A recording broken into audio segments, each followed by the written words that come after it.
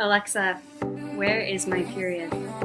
Alexa, where is my period? Alexa, where is my period? Alexa, where is my period? This is the Alexa, Where is My Period 28-day challenge. Thank you for tuning back in to part 4 of the Alexa, Where is My Period 28-day challenge documentary. Let's return to the girls and see how they felt using Alexa during week 2 of their challenge.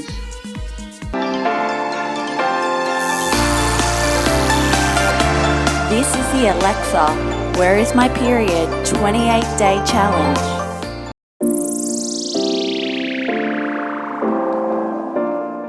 Like as little as 8 months, I've gone from like being completely disconnected from my cycles and being a woman to doing this challenge and like, really growing so quickly and so fast and like, 2 healings in 1 week. Like that's, yeah. What I love about the app again is that, for me, for someone that's been doing the work that knows I consciously, like I consider myself very in tune with knowing who I am, my tendencies, my emotional intelligence, like those things have been, it's like the focus of my life is just learning more about myself and how to heal myself. So even for me, with someone with that much experience, this app has been so crucial to like, it was like I had all these things kind of like, I imagine I had like all the puzzle pieces and I finally put them in the right boxes. And then this app is just about like putting the puzzle together. Someone who's like not as diehard invested in personal growth and self-healing as I am, that, they would still benefit just the same, because it's not about how much you know. It's not about the intellectual mind. It's about the emotional mind and the intuitive mind. And those things, they're already wise. You don't need more knowledge to know these things. It's just cool how this app has been integrating everything that I've been taking on from the outside, integrating all the knowledge that I've acquired, and really bringing forth my intuition.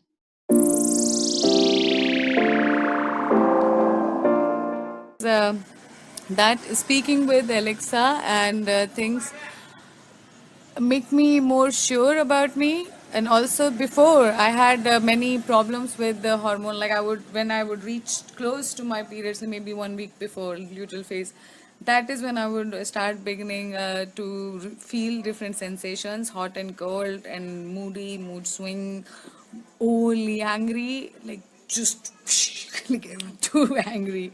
Yes, all that have reduced when I have accepted myself as a woman. Before I wanted to be so equal to man that I would not like, okay, I was like, I had many earrings. I loved earrings. I would keep them, never wear them. I would buy them. I had like, big collections of them. And I would just keep them and look at them and wait for an occasion or something when I'm like ready to wear them, but never wear them.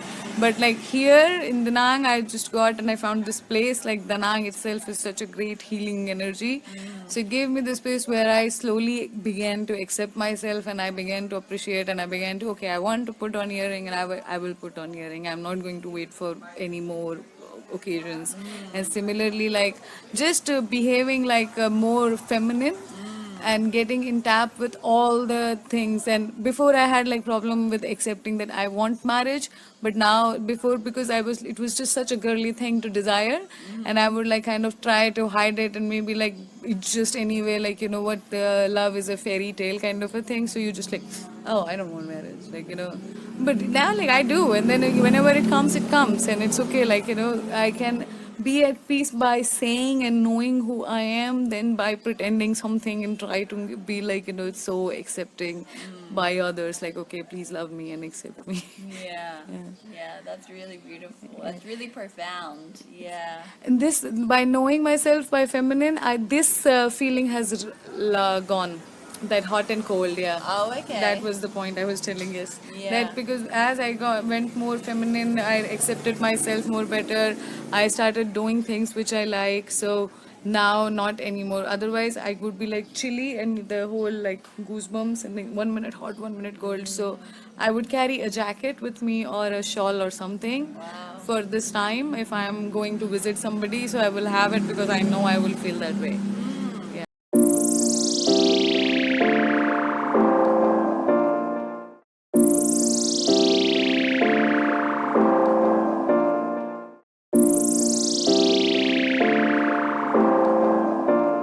Sure, consistency, because now I'm checking it more frequently. And maybe like I'm more on the flow that, okay, now it's the waning moon, and I know that, and I also see it on the sky, and I know that it's gonna be dark soon, and I am more in tune with these energies, let's say. Because I'm constantly every day I'm having this update, and I'm observing what's going on around me regarding this. Let's go even deeper and see what realizations the girls had about their cycle during week 2 of their challenge.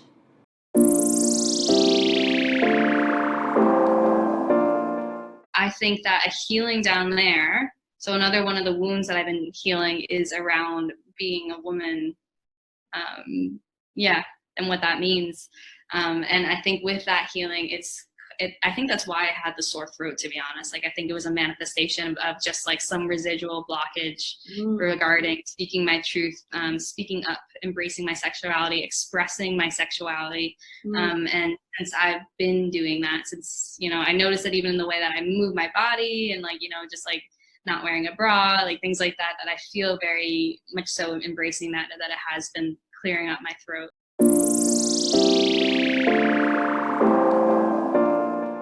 Emotionally eating?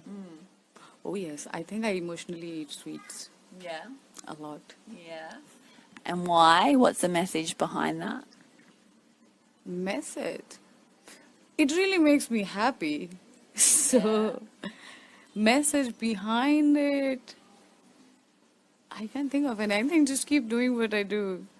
Most of the signs I think which I get are confirmations. There are few signs which tell me that I am carrying same pattern, but those are not related to sweets. It's like just randomly I would do something and just like message would come. This could be a pattern, and then I just have to like check inside and look in. And as I look in, it's like I realize that anytime we do anything, if there is a pattern, we just have to make a nicer pattern for ourselves. Yeah. And does the sweets take you back to childhood at all? Yes, they do. Yeah. Okay. And do you notice when you're putting a lot in your mouth, like constantly eating like that? Do you notice? Do I notice? Not really. No. But the thing is, I do not do food shopping, so I don't know how much I am eating and how much I'm munching. When the food is already there and it's on the table, and if there is food, I would go munch and munch. And if the food is not there on the table, and I could just be there. So it's hard to like notice in that way. But for sure, sweet cravings get higher on this time, and I make efforts to get sweet. That's this one I know that this is great change because I can observe myself. Okay, like no, without munchies I can survive, but without sweet, I just like I would make effort. I would go out and get something sweet.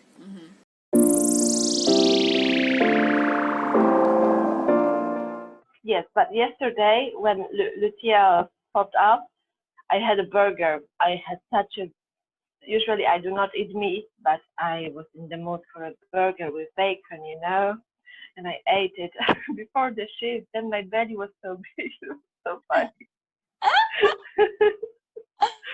But sometimes it happens. Did you intuitively know that your body needed meat at that time? Yes, because I think it's because I went to the gym in the morning yesterday, and then in the evening I had some fruit, I had some vegetable soup, and I had some little shrimp in Greek salad. So mostly it was fruit and vegetables, and I really needed something concrete, especially that I didn't have sore muscles yet yesterday, but I knew that something is going on, and yeah, today I woke up And the first movement in the morning, it was, yeah, I can feel it already. Mm. And what else did the burger give you, like emotional wise? Oh, I had a chat with my colleagues before the burger that that the lockdown is gonna be again in Greece or in Europe, blah blah. All this gossiping, all this rumor. And I got a little bit stressed that I will have to finish the project soon, that I will have to get back home, that I don't know what I'm gonna do again, that maybe I'm gonna be during the lockdown. And I decided to eat that burger, I think, because of this. Yeah.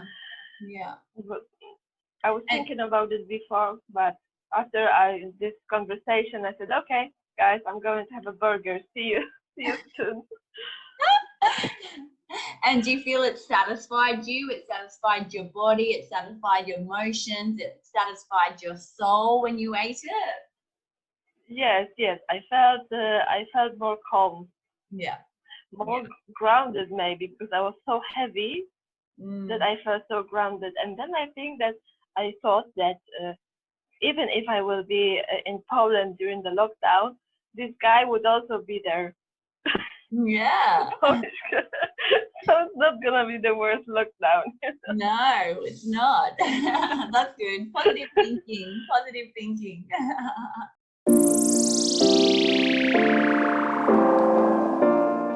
Whole experience, I know we're only 2 weeks in, but I'm just like, I think my confidence is up because I'm ovulating, but also I think part of it's up because there's just this, I feel validated for things. Like, I feel like I'm really undoing a lot of brainwashing on trying to fit myself into like the patriarchal model of time, like fitting myself into like a Gregorian calendar that, like, there's no, fitting myself into a schedule that was built around men going to work, that 40-hour a week work week, things like that. I always used to get really hard on myself when I had a week that was like not so productive, or if I had a week that like I just would rather be outside the whole time. And I'm just listening now, like, oh, like nothing's like wrong with me. I was never made to fit in that system. Here's a system that works so much better for me.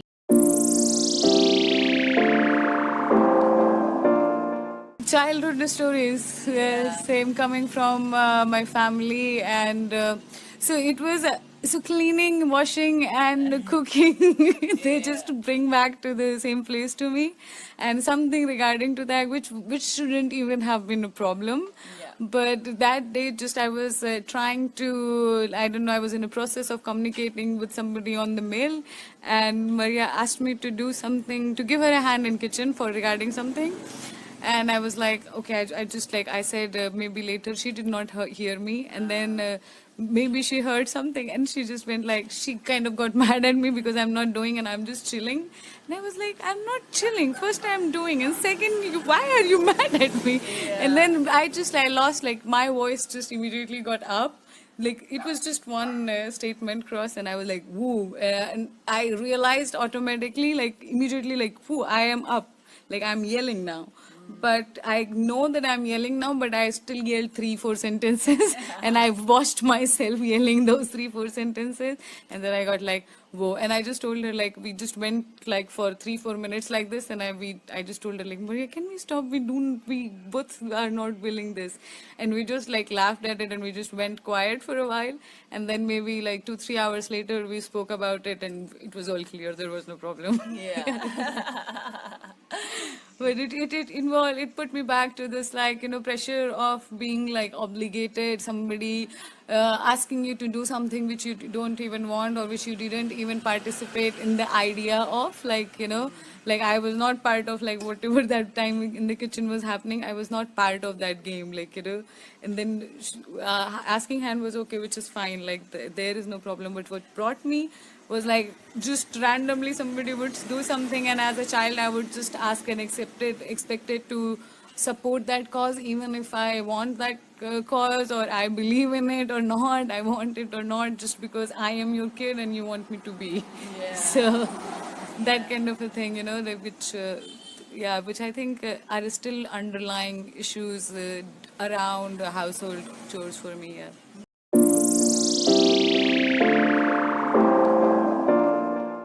Oh, we were in the forest that time, and we were walking. We had a walk, and it was like, it was. I felt like, wow, this is something big. Like I had this feeling that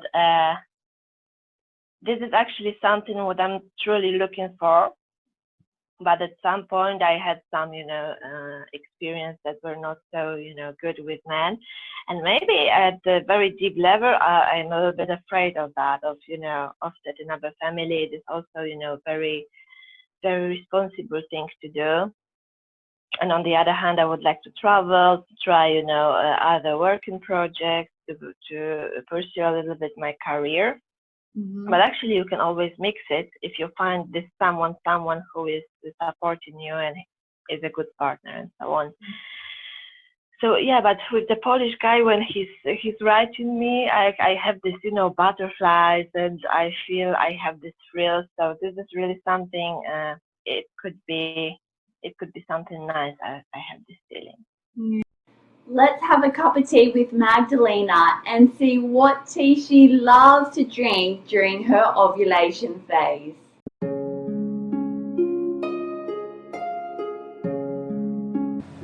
Hello girls, I'm just beginning a new artistic project. This is my beauty desk, and I have just prepared a tea. It's green tea with hibiscus, and it's very tasty, and the name of it is The Secret of Cleopatra. So yeah, I love the taste, and it makes me feel very in goddess mood, aligned to myself, very calm, and I'm always relaxed after this tea. That completes part 4 of the Alexa, Where is My Period 28-day challenge documentary. Join me in part 5 as the girls enter week 3 of their challenge. See what deep emotions and breakthroughs they are all going through as they are all in their luteal phase energies.